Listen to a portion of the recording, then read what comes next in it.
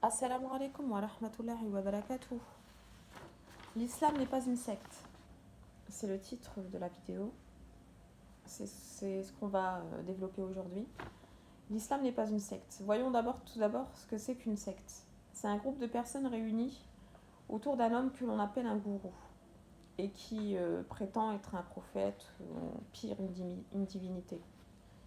Il demande à ses victimes beaucoup d'argent, de l'argent en général, il demande et des grosses sommes, et soumet ses victimes à des choses déviantes comme l'inceste, la pédophilie, la fornication en groupe, etc. Il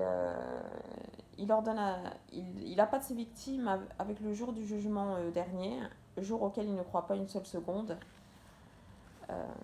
Les gens qui le suivent sont en général faibles d'esprit ou facilement manipulables. La définition d'une secte selon Wikipédia, c'est un groupe de personnes s'étant détachées de la société et qui s'unit pour un groupe dans un but religieux ou social ou autre et qui cause des problèmes à la société. C'est ce que dit Wikipédia. Maintenant, voyons ce que c'est l'islam. L'islam, c'est une religion monothéiste basée sur la croyance d'un Dieu unique.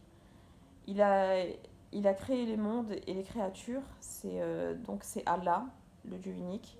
Tout a besoin de lui, mais lui n'a besoin de personne. On se prosterne devant lui seul. L'unicité, illallah veut dire en résumé, il n'est digne d'être adoré sauf Allah. Il est le puissant, l'omniscient. Son livre sacré est le Coran.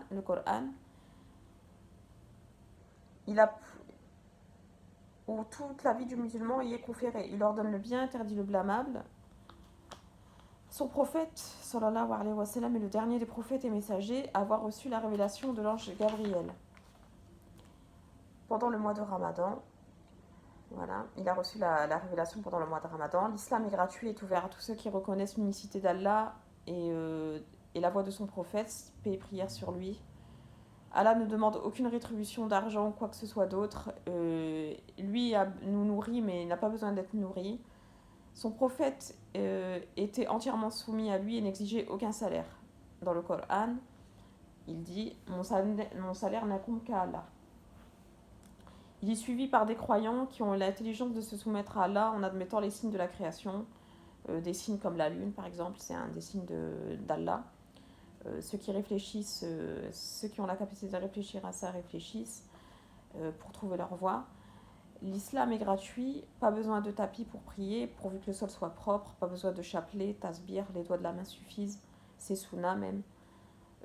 Aucun geste déviant ni parole déviante n'est demandé. Les 5 piliers de l'islam sont l'attestation de la foi, attester que Allah est le seul Dieu unique, la salat, l'aumône, le jeûne, le hajj, pour les 5 piliers de l'islam, pardon. Toutes ces choses saines sont là pour l'adoration à Allah et procurent un bien-être personnel. C'est-à-dire qu'il n'y a que des bienfaits dans la religion islamique.